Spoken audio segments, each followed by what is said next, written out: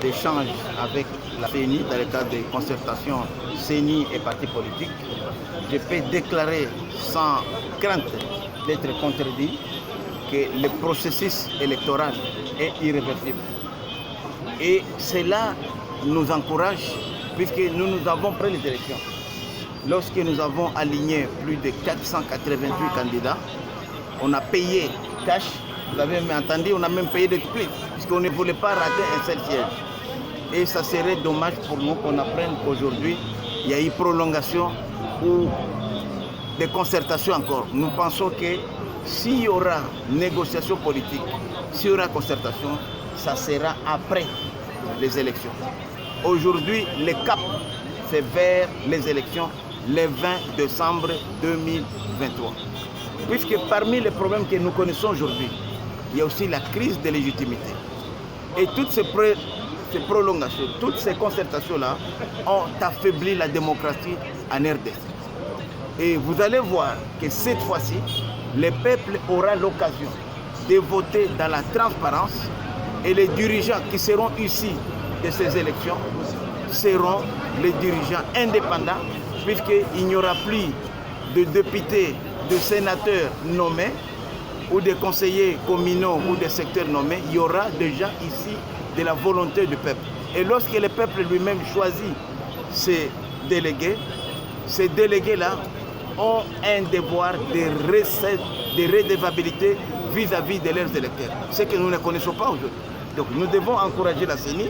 Vous avez vu que le président était très souple et nous avons dû, à ce qui nous concerne, nous, AIN, Action pour l'Unité Nationale, dont mon collègue est là, j'appelle mon collègue de venir pour le président, nous avons dit que pour nous, à ce qui nous concerne, la loi doit être respectée.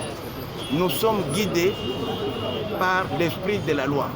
L'essai de recevabilité, qui est de 60%, la volonté du législateur qui a construit. Il y avait beaucoup de partis politiques et de regroupements, ce qui polluait la classe politique. Et l'unique façon de pouvoir les éliminer, c'est d'abord par le premier fait de pouvoir atteindre 60%. Le deuxième fait, c'est l'essai de 1% pour les élections nationales et le 1% à atteindre pour les 3% pour les élections provinciales. Donc, nous avons insisté et le président de la CENI nous dit que la loi, c'est la respecter. Puisque le problème se pose où? Le problème naissent lorsque la loi n'est pas respectée. Et nous sommes aujourd'hui confiants de la réunion que nous venons de connaître et nous pensons que, retenez bien, ces regroupements AIN, vous attendrez ce que ces regroupements feront dans ce pays. Ce sera la première fois qu'un regroupement aura atteint seul la majorité absolue. Parce que nous travaillons, pendant que les autres sont dans des meetings, des aventures, nous sommes en train de préparer les élections. Et nous voulons, vous, les femmes et hommes des médias, que vous puissiez nous accompagner, vous allez être nos partenaires. Ce pays autrement, il est temps qu'on donne aux Congolaises et Congolais l'opportunité de se choisir ses vrais dirigeants. On n'a plus question de nommer les élus. Les élus doivent être issus des urnes dans la transparence la plus totale. Merci, Président.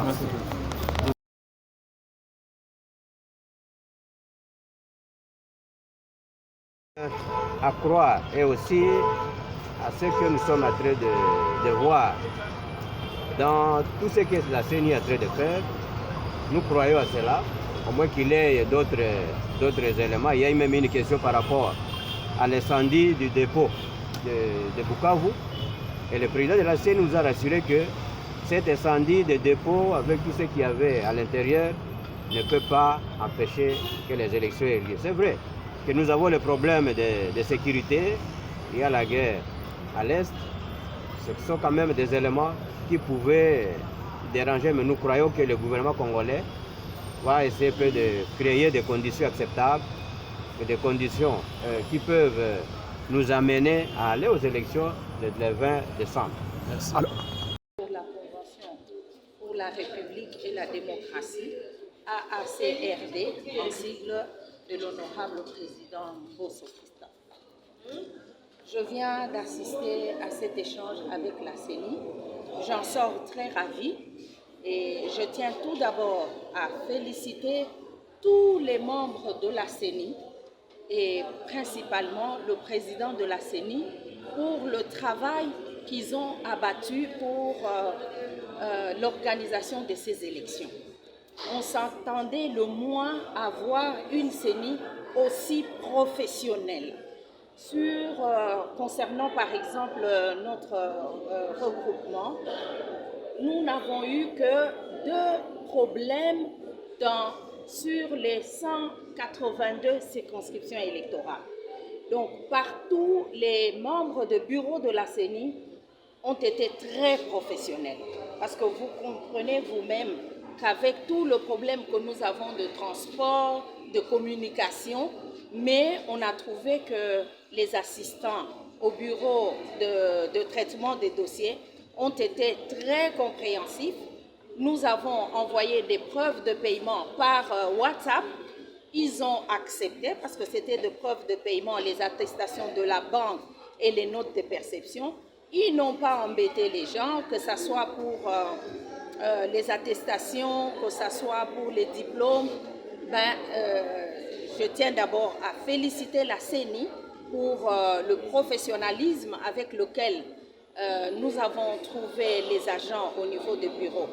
Cependant, nous aimerions tout simplement demander au président de la CENI de faire passer encore une fois les informations pour que le 2e tour ici de dépôt de candidature, comme c'est couplé au provincial et au municipal, que les agents de la CENI soient tous sur la même longueur d'onde quant aux documents que les candidats doivent déposer.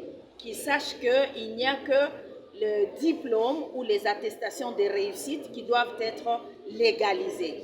Les attestations de naissance et autres documents ne doivent pas être légalisés.